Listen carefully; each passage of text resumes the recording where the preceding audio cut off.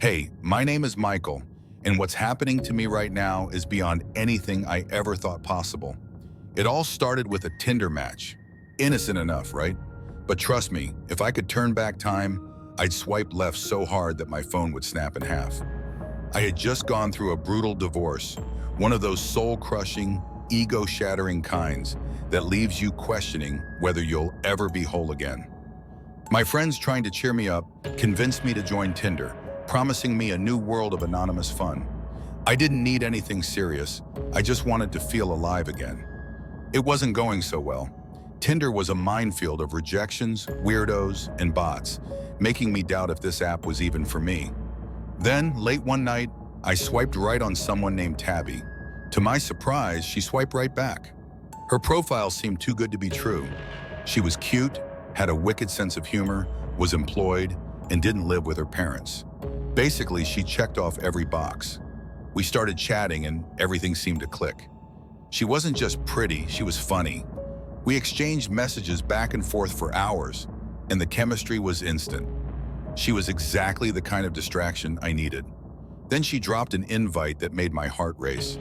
Let's meet, tonight, Hollywood Beach near Ventura, just us, no one else. The thought of being alone with her on a quiet beach was thrilling. Maybe a little too thrilling. But hey, who was I to question a perfect opportunity? After all, Tabby was everything I'd been searching for. How could I say no? I arrived at the beach around 10 p.m., the sky heavy with clouds, hiding any hint of a moon. The wind was cool and the ocean sounded like a never-ending roar. But there was something off about the whole atmosphere. It was too quiet, too isolated, the kind of isolation that makes your skin prickle, as if the darkness itself is watching you.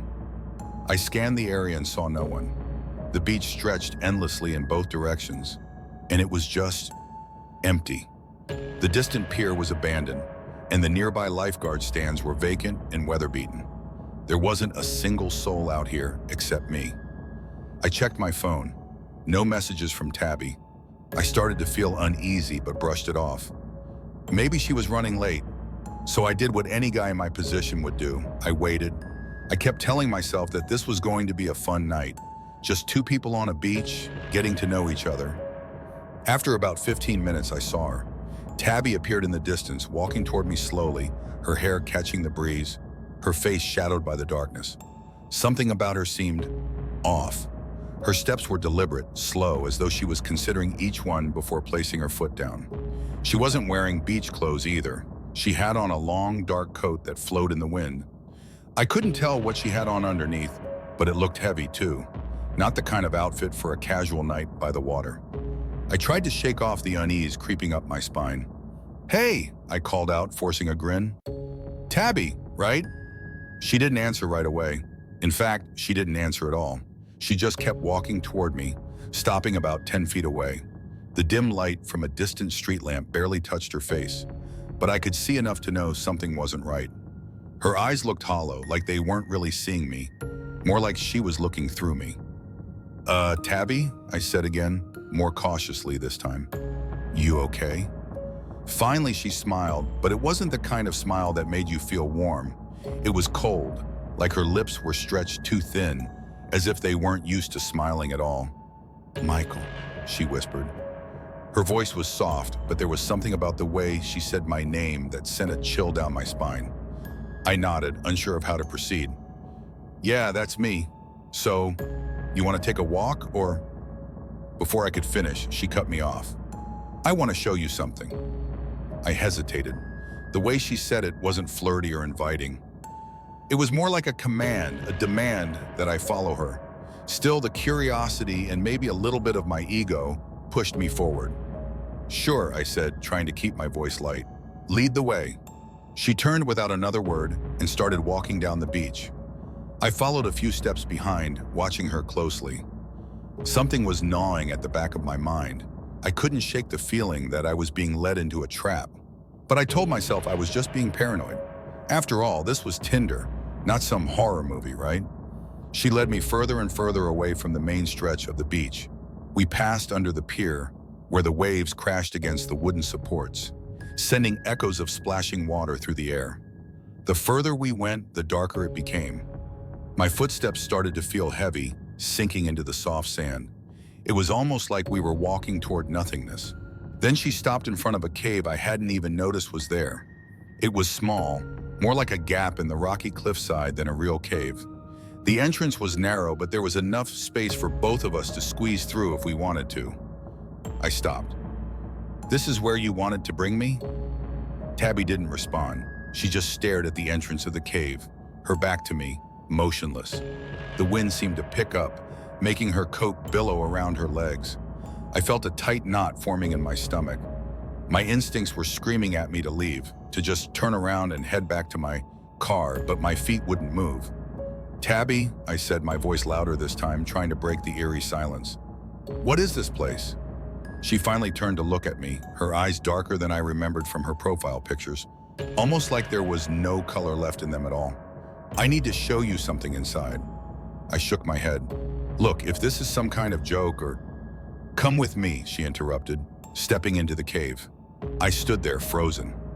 Every part of me screamed to run, but something about her, the way she moved, the way her voice echoed inside my head, made it impossible to leave. Against my better judgment, I followed her inside. The cave was colder than I expected. The air was damp, and the smell of salt water filled my nostrils. The only light came from my phone, which I pulled out instinctively, casting a faint glow on the uneven walls. Tabby walked ahead of me, deeper into the narrow passage. As I followed, I noticed strange markings on the walls, faded symbols carved into the stone. Some looked like ancient runes, others like crude drawings of eyes, spirals, and something that resembled a figure with long limbs. They were old, maybe centuries old, and there was something deeply unsettling about them. "What is this place?" I asked, my voice trembling. Tabby stopped in the middle of the cave. "This is where it happened." "What happened?" I was starting to get impatient. This wasn't fun anymore. She didn't answer right away. Instead, she slowly turned to face me, her face now illuminated by the faint light from my phone. Her eyes were wide, unblinking. Her smile was gone, replaced by a cold, dead stare that chilled me to the core. "They brought me here," she whispered. "They said they would help me, but they lied." I took a step back, confusion and fear swirling inside me. "Who? What are you talking about?" Before she could answer, a loud crash echoed from the entrance of the cave. I whipped around, shining my phone's light back the way we came. But there was nothing there, just the empty mouth of the cave, the dark ocean beyond it. When I turned back to face her, she was gone. My heart dropped into my stomach. I spun around in a panic, scanning the cave with my light, but there was no sign of her. She had disappeared. "Tabby!" I called out, my voice echoing off the walls. "Tabby, where are you?" No response. I was about to turn and run for the exit when I heard it, a soft, rhythmic sound coming from deeper inside the cave. It sounded like breathing, heavy, labored breathing. I took a step toward the sound, against every instinct I had.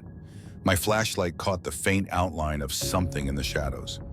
At first, I thought it was Tabby, hunched over, but as I got closer, I realized how wrong I was. It wasn't her, it was something else, something much bigger. Its long, gangly arms stretched out from the darkness, its skin pale and slimy, like it hadn't seen daylight in years.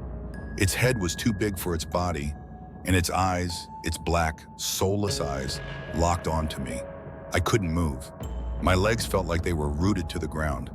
The creature took a step forward, dragging itself toward me, its breath ragged and wheezing. Its mouth opened, revealing rows of sharp, yellowed teeth, and it let out a low, guttural growl that reverberated through the cave. I finally snapped out of my paralysis and bolted toward the exit, my feet slipping on the wet rocks. The thing was right behind me, its footsteps heavy and uneven, but somehow faster than mine. I could feel its hot breath on the back of my neck as I ran, my heart pounding in my chest. Just as I reached the mouth of the cave, I tripped.